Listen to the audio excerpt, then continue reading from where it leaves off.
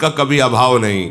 सच्चित आनंद घन प्रभु श्री कृष्ण, कभी अभाव नहीं, कहीं अभाव नहीं, कण कण में विराजमान। मन जहां जहां जो जो चिंतन करे वही भगवान का चिंतन करो।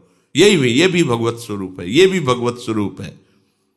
आपका मन स्थिर हो जाएगा, चंचलता रहित हो जाएगा। तीसरा, साधक जब आराध्य देव में मन लगाने का अभ्यास करता है तो उसे सांसारिक बातें याद आती हैं। इससे साधक घबराता है।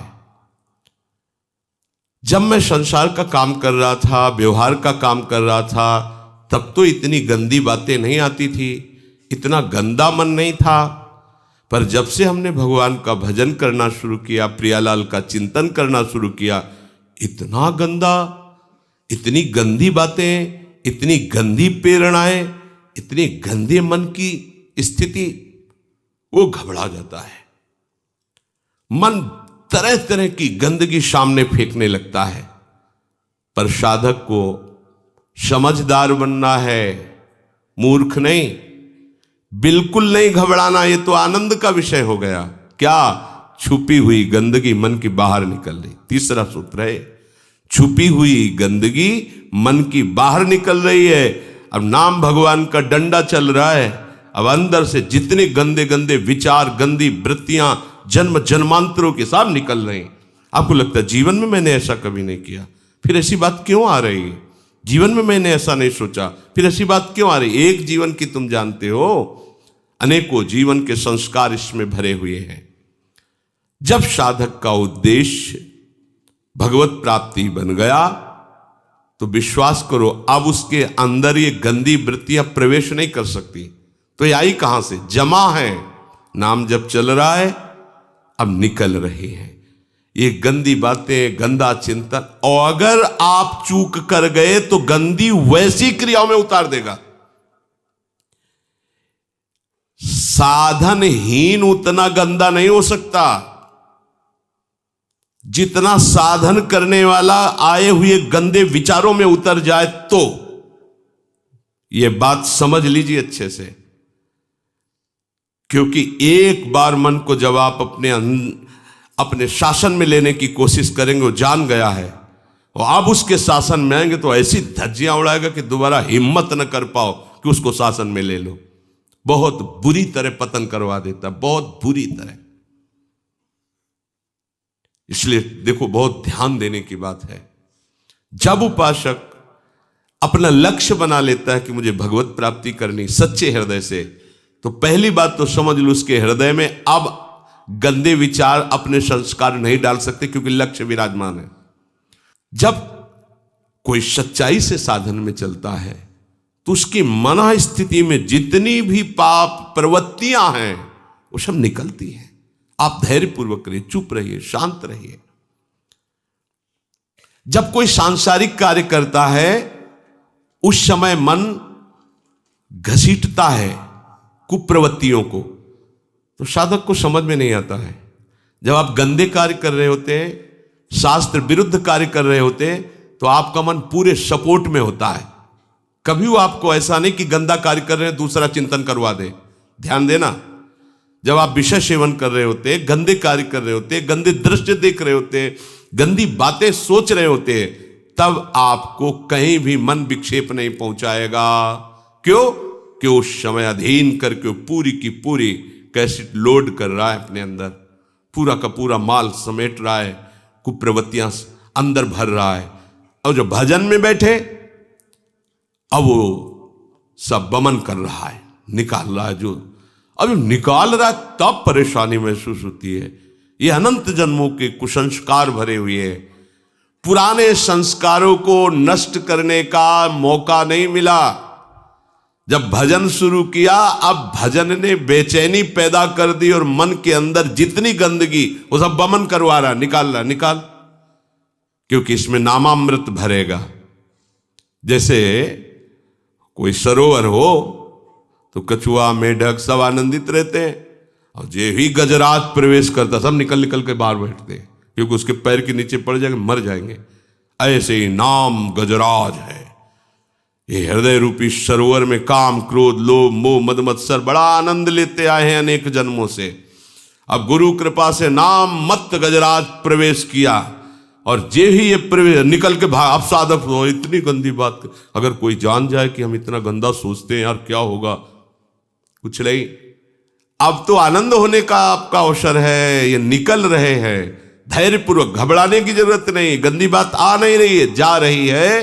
तीसरी बात समझो, बहुत धैर्यपूर्वक नाम में तन्मयता धारण करो और जप करो और जप बढ़ाओ और समय बढ़ाओ, बहुत जल्दी मन निर्मल हो जाएगा और निर्मल मन में ही भगवान का प्रकाश हो जाता है। चौथा, उपासक को प्रभु का चिंतन करने में कठिनता इसलिए जान पड़ती है कि उसने अपने को शरीर माना है और अपने सुख का हेतु संसार माना है। एक एक शब्द पर ध्यान दीजिए। अपने को शरीर माना है और अपने सुख का हेतु संसार माना है।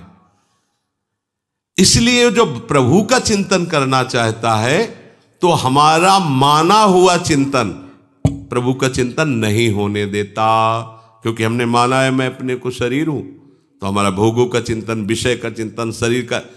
कभी परिवार के जन उतने प्रिय नहीं लगे। जिस दिन भजन का लक्ष्य बनाया उसी दिन से रोना आने लगा अपने परिवार की याद करके। क्या हो रहा है? परिवार के बीच में रहकर उनको कभी प्यार नहीं किया, लेकिन ये एकांत रहकर जब प्यार प्रभु से करने चले तो ये क्या हो रहा है? बोले मोह ने अपना जाल फेंका। वो रो रहा है, दिखाई देता है। एक दिन हुए उसको आए, वो मूर्छित हो रहा है। मम्मा, अपने अम्मा के लिए मूर्छित। हाँ, ये कोई आश्चर्य के मोह ने ये हर विकार अपने अस्त्र शस्त्र तैयार ले खड़े। अच्छा, तो निकलना चाहता, फेंका मोह ने जाल। एक बार अपनी मम्मी को देख ले बस, ऐसा। काल ने ऐसा रौंदा, एक बार के बाद वापस ही ले। ये ऐसा विवर है, ऐसी गुफा है माया की, जिसने प्रवेश कर गए वो वापस नहीं आया। पता नहीं क्या हो गया, अनंत जन्मों से भटकते ही रह गए और कभी वापस ले आ पाए। प्रभु के मार्ग में चलने वाले उपासक को बड़ा धैर्यवान होना चाहिए, समझना चाहिए कि मैं वही हूं। फिर ये वृत्ति क्यों आ गई, इतनी ममता क्यों आ रही है, इसका मतलब मुझे फंसाया जा रहा है। पर साधक समझ नहीं पाता।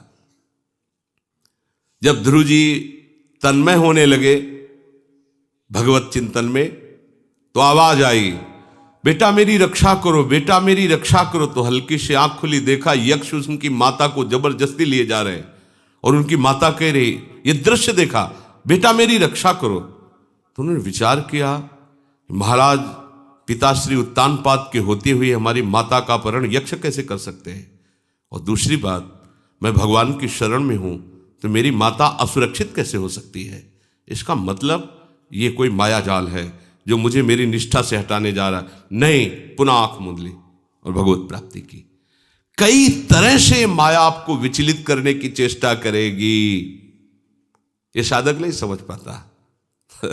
बहुत विचित्र है, बहुत विचित्र। अति सय प्रबल देव तव माया, बहुत प्रबल माया है। छूटे राम करो जब दाया। लेकिन तो समझे भी नहीं आता कहां से हम फंस गए, फिसल के वही खड़े हो गए। संसार का चिंतन स्वतः होता है, क्योंकि हम अपने को अभी तक संसार का माने रहे हैं।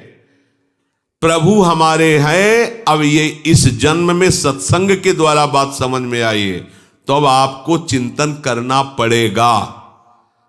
आपका चिंतन होगा नहीं, चिंतन करना पड़ेगा। प्रश्न करते हैं भजन होता नहीं, भजन तो सिद्धों का होता है। साधक को भजन करना पड़ता है। आपने अभी तक साधना विषय की तो विषय चिंतन करना नहीं पड़ता, होता है, देख लो। अब साधना करो प्रभु की तो प्रभु का चिंतन करना नहीं पड़ेगा, आगे चलकर होगा, स्वतः होगा।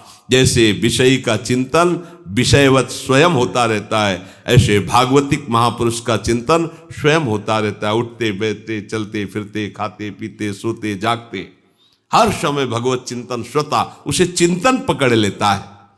पर साधक को चाहिए कि प्रभु का चिंतन हठ पूर्वक दृढ़ता पूर्वक करे, वो होता नहीं, वो वैसे होने लगेगा।